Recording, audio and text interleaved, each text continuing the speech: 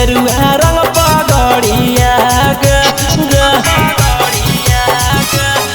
चल चल तू बाबा के नगरिया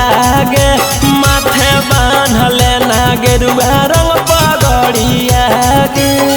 अगर पीछे नहीं हटबो पगली हम अपना बादा से सुटवा देबो जोड़े जोड़े किन के नवादा से सुटवा देबो जोड़े जोड़े किन के जमुई नवादा से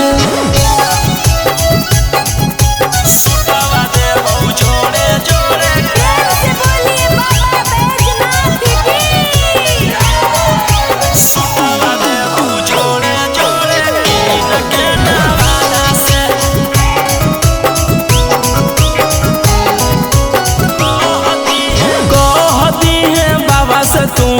अपन मन के बतिया गे पूर जैतौ सपना तोहर देखो ही जवन रतिया गे हकई भोला जी के अलगे कहानिया गे पूरा करो हकी सबके बचनिया गे अगे तनिको नहीं डरी है पगली अपन बाप दादा से सुटवा देबो जोड़े जोड़े किन के गया नवादा से सुटवा देबो जोड़े जोड़े पटना नवादा से सुटवा देबो जोड़े जोड़े पटना नवादा से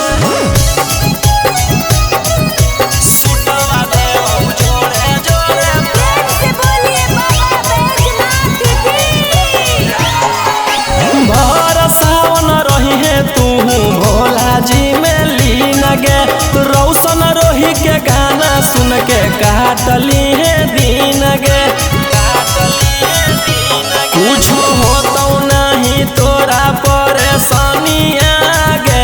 साथे देवर हो जैतौ गौतम गोलू रानिया गे